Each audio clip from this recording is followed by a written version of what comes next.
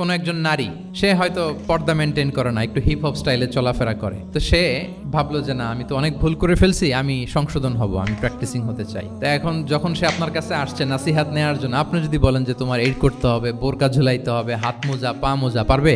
এ বলবে আগে যা ছিলাম ভালোই ছিলাম। তাকে একটু একটু করে বোঝাতে হবে, মানে এই হেজাব এটা কেন, হ্যাঁ, কাভারিং আওরা এটা কেন, কেন এটা করতে, এটা বেনিফিটটা আগে বুঝালেন যে ইসলাম consider women as a queen, নারীকে ইসলাম কি হিসেবে কনসিডার করে?